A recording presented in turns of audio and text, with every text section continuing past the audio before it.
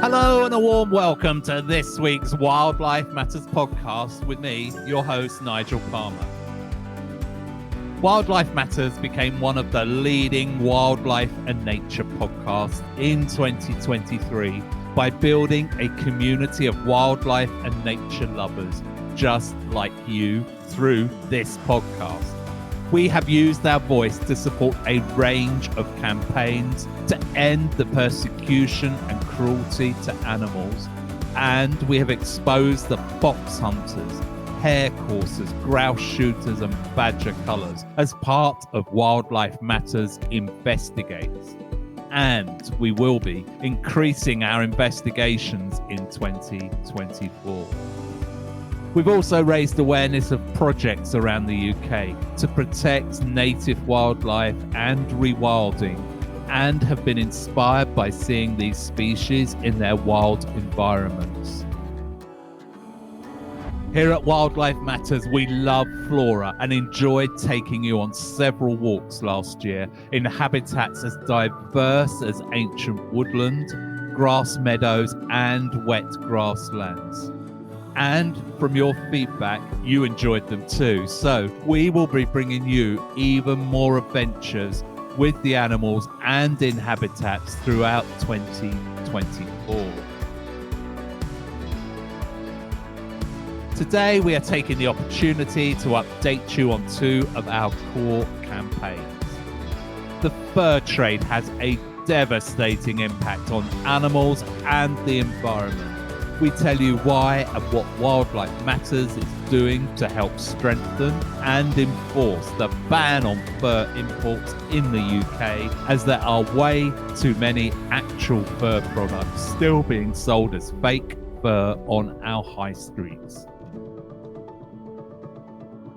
Then we will be updating you on the badger culls in England and Wales and our ongoing work to stop the culls and address the issue of bovine TB that's primarily found in intensively farmed dairy cattle. In this week's Nature News, we share the latest update that avian influenza has been found in Antarctica, where it has killed birds but also mammals. And as always, we slow down and take a break from the pace of the modern world to spend time in nature on this week's Mindful Moments. But first, let's head straight to the news desk for this week's Wildlife Matters Nature News.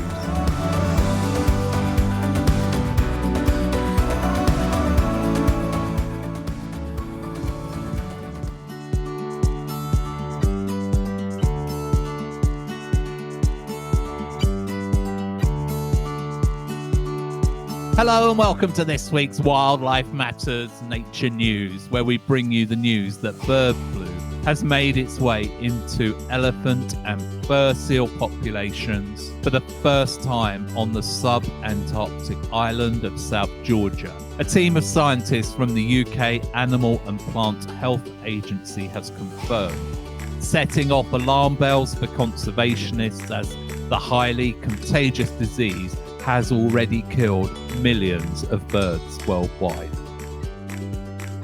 Scientists first suspected the presence of avian influenza near Antarctica in October 2023, following the death of several brown skua seabirds on Bird Island, part of the British Overseas Territory of South Georgia, and the South Sandwich Islands. Then elephant seals started dying en masse. In December, scientists from the APHA and the British Antarctic Survey, or BAS, spent 3 weeks in the affected islands collecting samples from dead mammals and birds. The APHA has confirmed that those samples tested positive for the bird flu HPAI-H5N1 in elephant seals, fur seals, brown skuas, kelp gulls and Antarctic terns. Given that Antarctica is such a unique and special biodiversity hotspot, it is sad and concerning to see the disease spread to the mammals in the region, said the APHA's Scientific Services Director Ian Brown. The current world outbreak of H5N1, which began in 2021, has so far killed millions of birds on poultry farms, and scientists fear its impact on Antarctic wildlife could be devastating. The virus has the potential to infect 48 species of birds and 26 species of marine mammals, according to a report published last month by OFLU, a global network of animal influenza experts. OFLU analysed samples indicated that migratory birds from South America have been most likely to introduce the virus to South Georgia. Seals are known to scavenge and may become infected when they consume infected bird carcasses, said ecologist Alistair Ward of the University of Leeds. Thousands of seals and hundreds of thousands of birds congregate in dense colonies in Antarctica, which could allow the virus to jump between individuals quickly, resulting in a high mortality, OFLU said. Penguins, Antarctica's most iconic animals, do not yet appear to have been impacted by the virus, with no reports showing above average penguin mortality.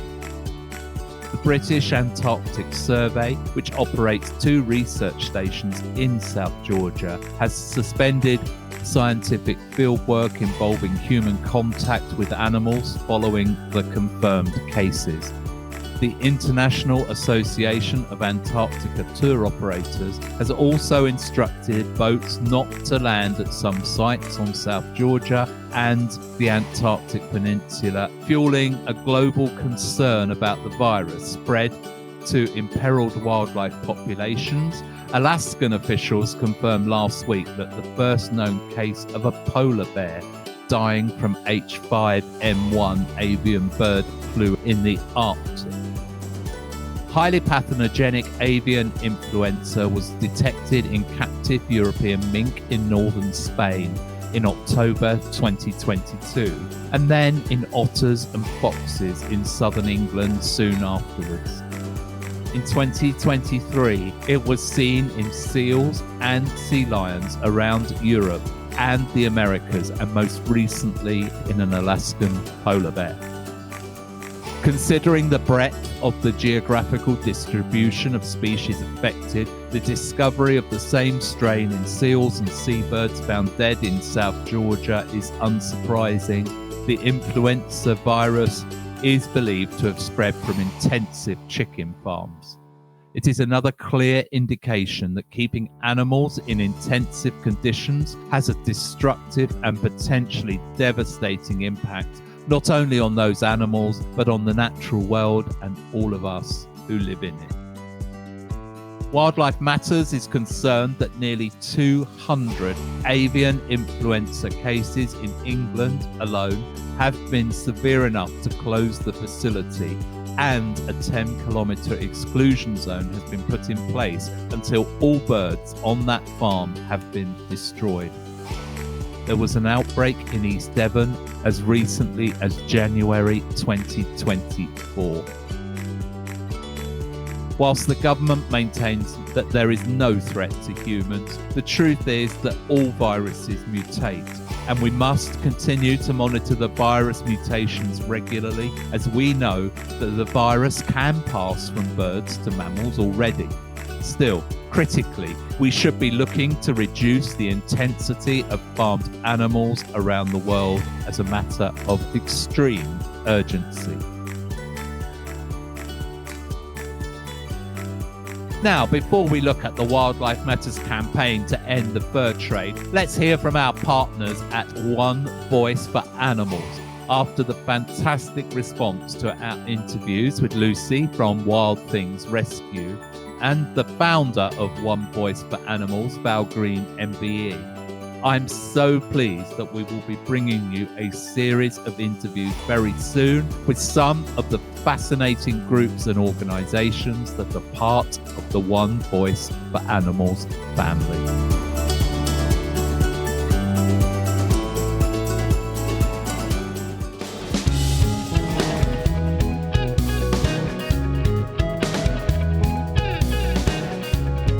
It Exciting news! Wildlife Matters has formed a partnership with the fabulous folk at One Voice for Animals.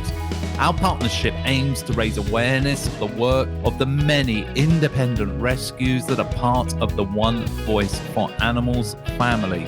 One Voice for Animals work to create awareness of the work of rescue organisations all around the UK to provide practical support that is raising standards for animal rescues and helping them to raise the vital funds that they need. The One Voice for Animals directory is the place to go to find your local animal rescue, be that for companion or wild animals. And collectively, One Voice for Animals works to influence UK animal welfare issues on behalf of their member organisations and is a member of APGOR, the All-Parliamentary Group for Animal Welfare. For more information, please visit the One Voice for Animals website. Their website address is www.helpanimals.co.uk. And just in case you've missed that, get your pen and papers ready. The website address is www.helpanimals.co.uk. Now let's get back to the Wildlife Matters podcast.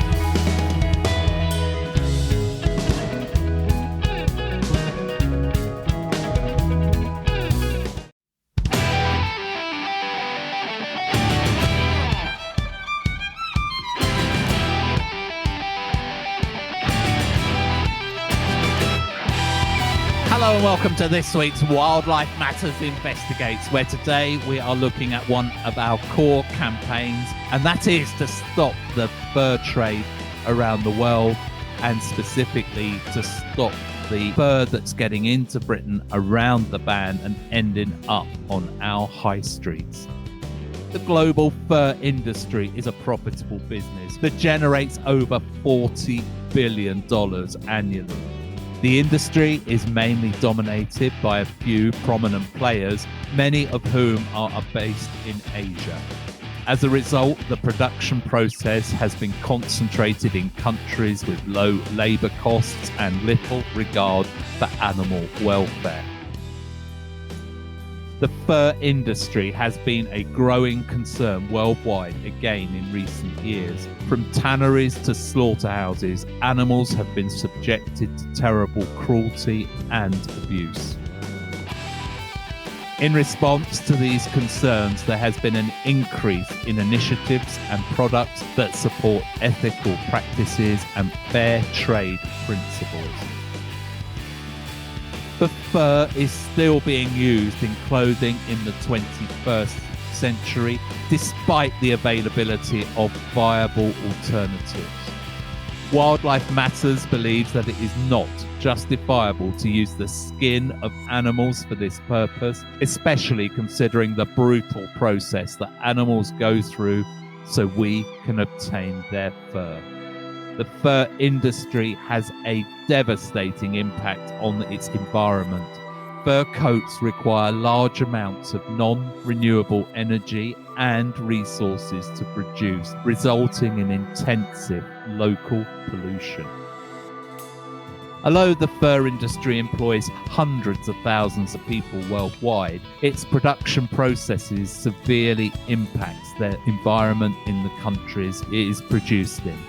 The animals that are bred, hunted, and trapped to create these products suffer immense pain, and their populations have dwindled due to the demand for fur clothing.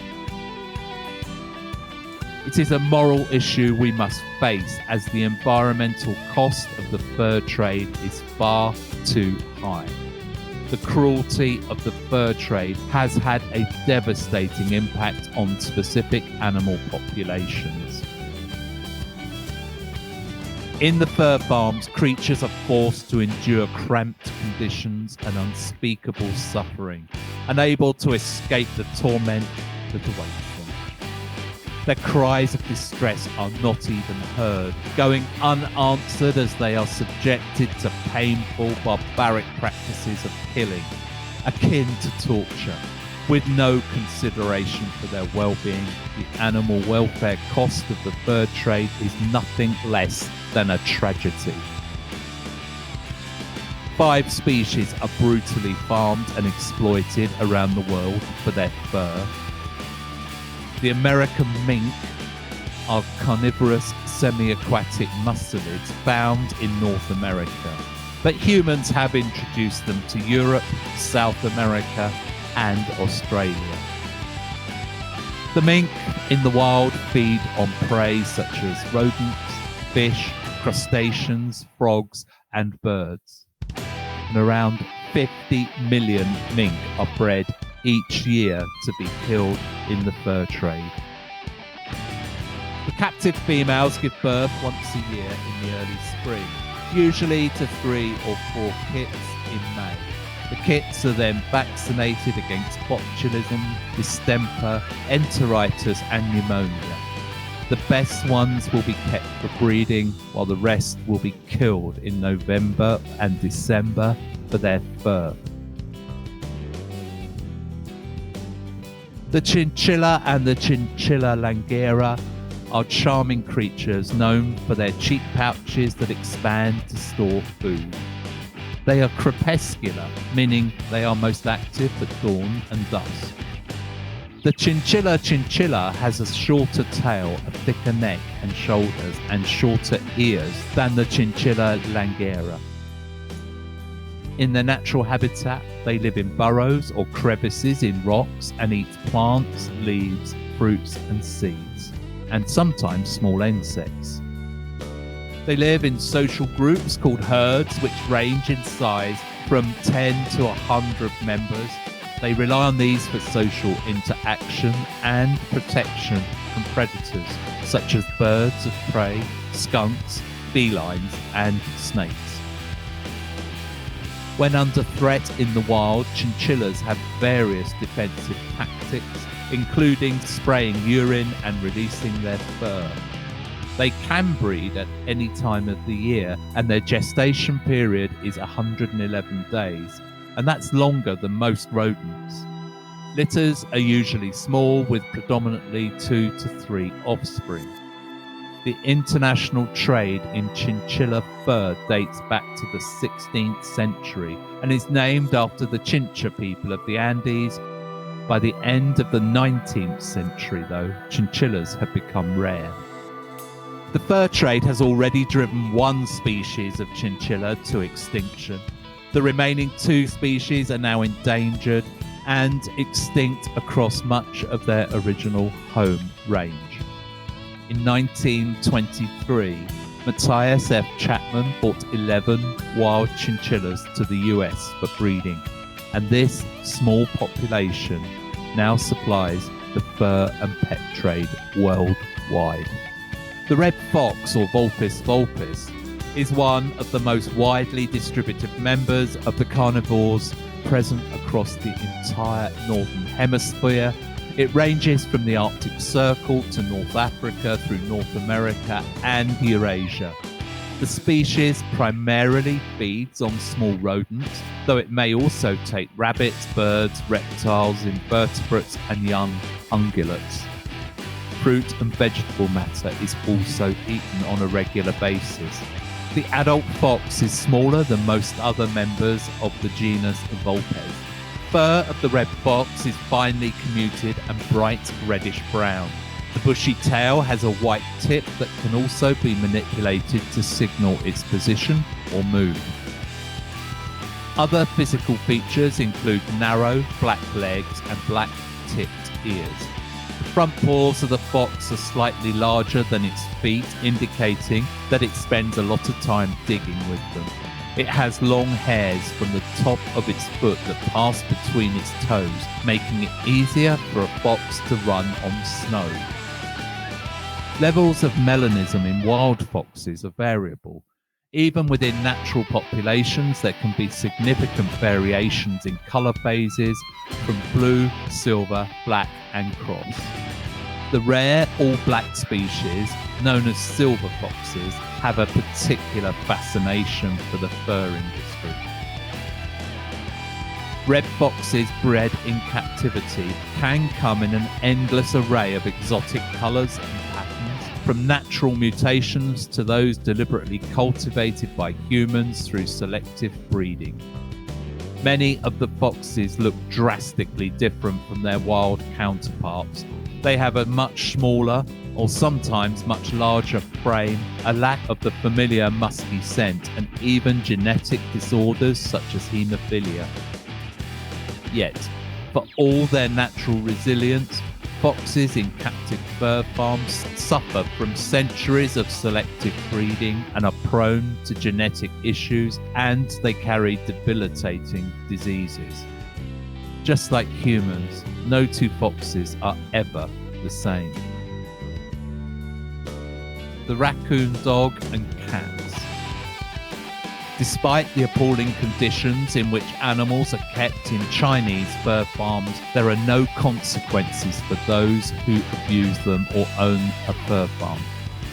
Over 2 million cats and hundreds of thousands of raccoon dogs are killed for their fur every year, and most of them are skinned alive.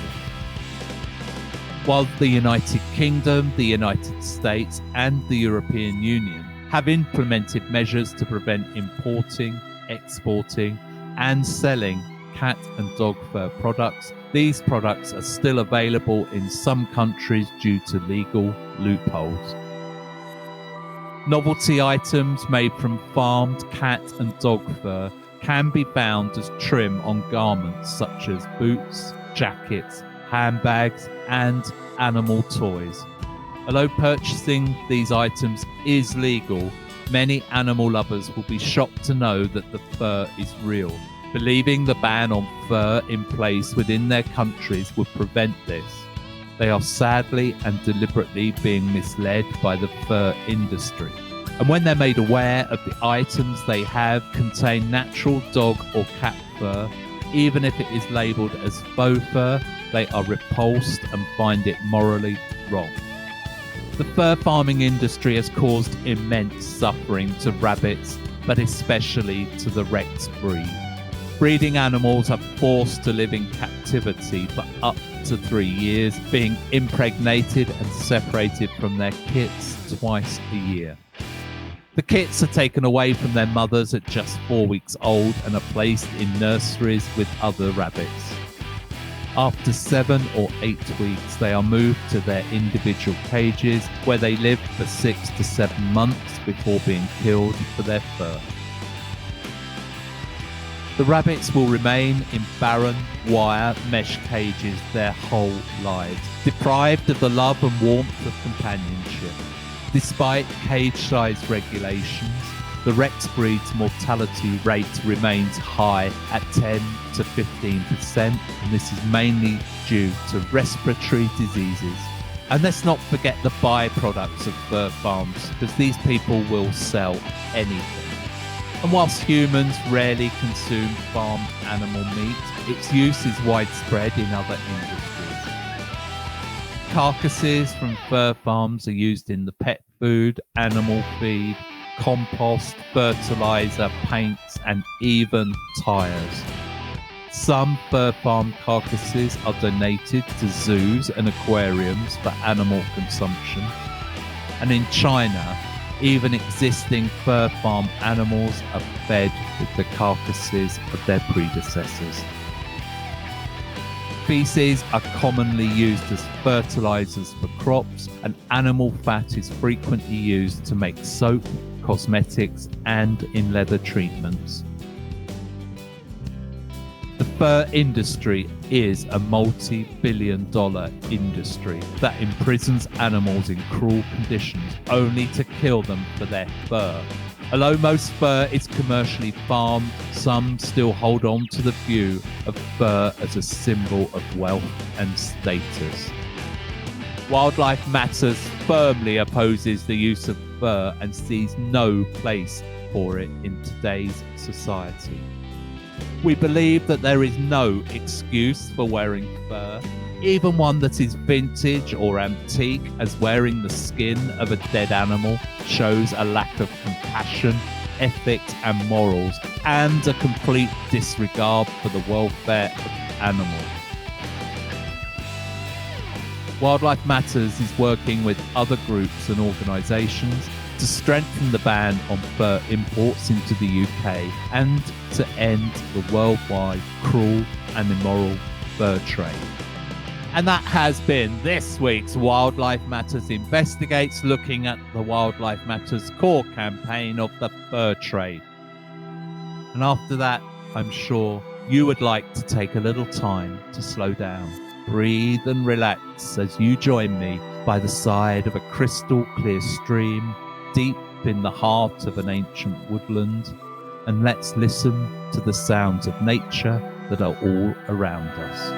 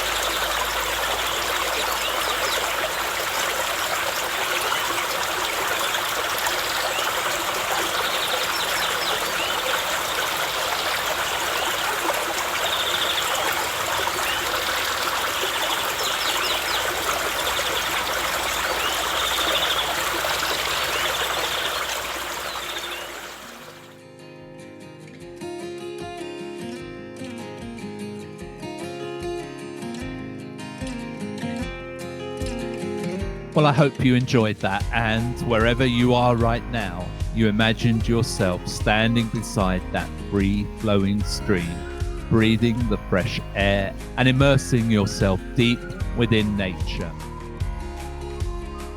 Now it's time for our main feature, and it's a subject that we have and will continue to cover until we can put an end to the inhumane, ineffective and incredibly expensive badger culls, and use that funding to develop a science-based solution to the issue of bovine TB.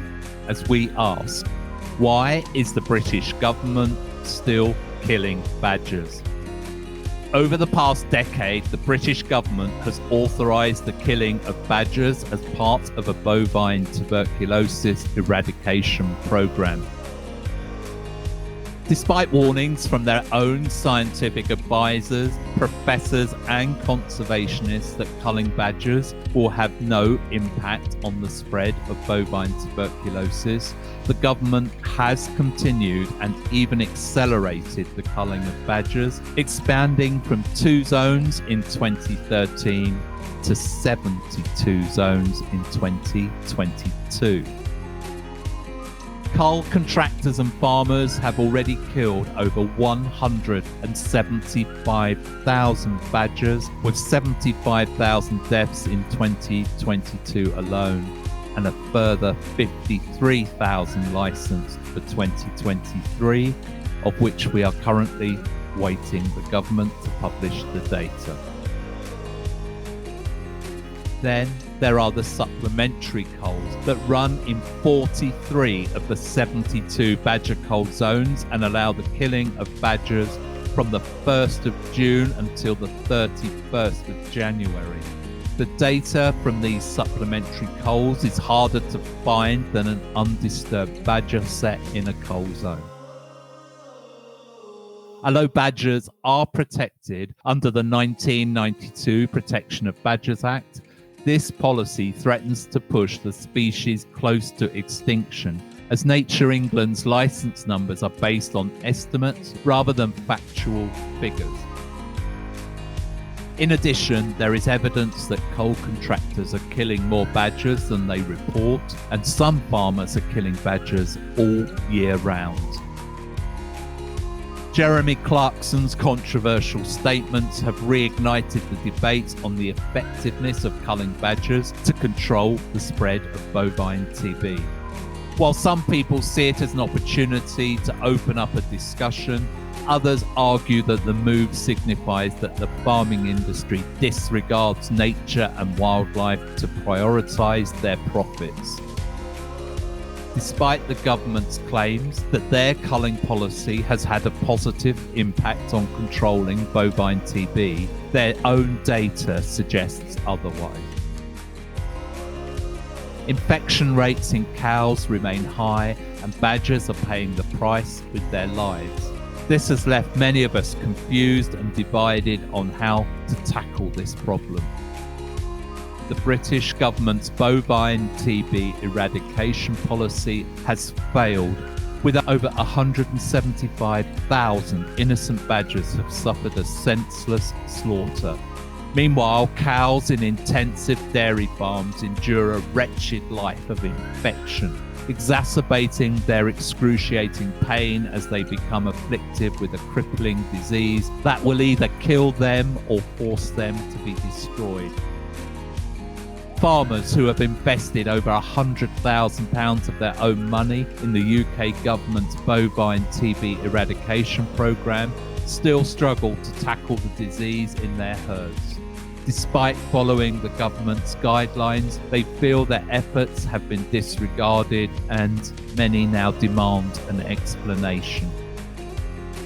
Badgers have been waiting for someone to turn to for help for the past 10 years. However, direct action groups have come together, comprising brave individuals who risk their lives every night to traverse the coal zones, defuse traps, and prevent contractors from carrying out the senseless slaughter.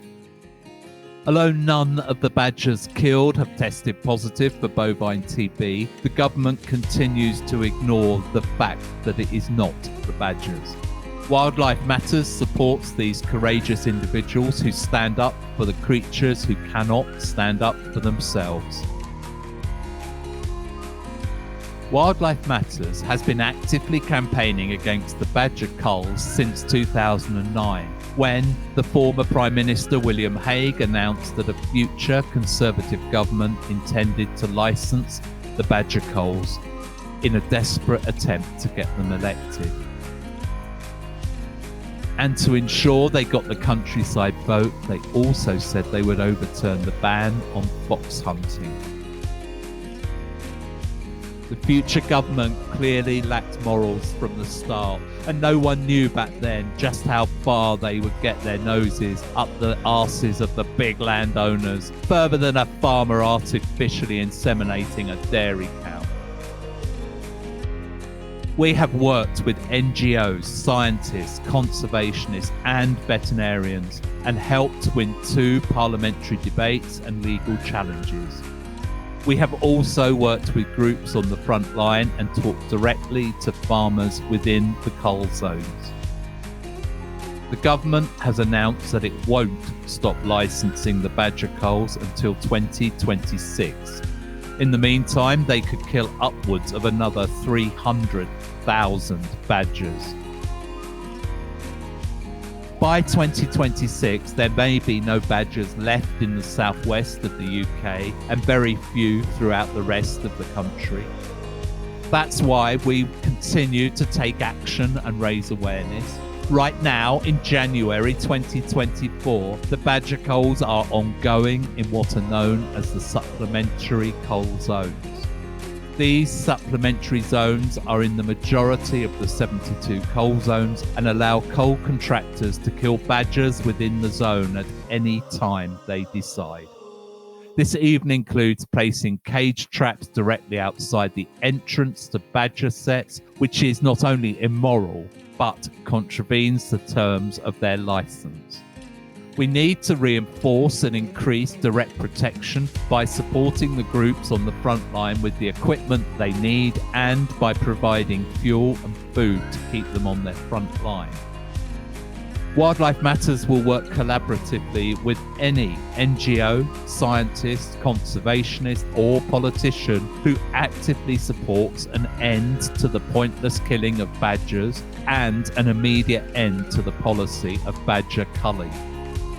We are committed to supporting research and scientific methods to control and stop the spread of bovine tuberculosis in cattle. In the medium term, we aim to end slurry spread while improving hygiene on intensive farms as they move away from that business model. We also support the work of veterinarians and scientists in developing the BCG vaccine as a viable solution. Bovine TB is a zoonotic disease, which means it can pass to humans, where it is known as tuberculosis. While bovine TB is a different viral infection from the SARS-CoV-19, it has a similar effect on the respiratory system and major organs of those infected, be they human or animal. We are currently planning a series of open talks with farmers in the southwest to work together towards 3 goals. The first is to end the culling of badgers for good. The second is to control bovine TB through vaccines, improved farm hygiene, and reducing the intensity of cattle on dairy farms. And the third is to create a working coalition of politicians, NGOs, and individuals who oppose badger culling and, with the support of the British public, take that message to Parliament. We are working towards a new government petition that will be published soon. We need your help. We need 10,000 initial signatures and 100,000 to ensure a debate in Parliament. And we need your support to achieve this. Please share the petition with your family, friends, and colleagues and encourage them to do the same. Of course, you can make a one-off or regular donation via our link to support our cause. Badgers are a protected species essential to our landscape's biodiversity. They have been in Britain far longer than humans and are an end host of bovine TB, meaning that they can carry the disease but rarely die from it. Crucially, badgers do not transmit bovine TB, and never forget that bovine TB is a cattle disease and is still uncommon on non-intensive dairy farms. Stopping the badger culls is one of Wildlife Matters' core campaigns, and we will continue to highlight the lack of government data to support their claims, the power of the intensive dairy farming industry, and the devastating impact of bovine TB on cattle. And of course, we will continue to stand up and speak out for the badgers that are being killed for no good reason. And that has been this week's Wildlife Matters main feature.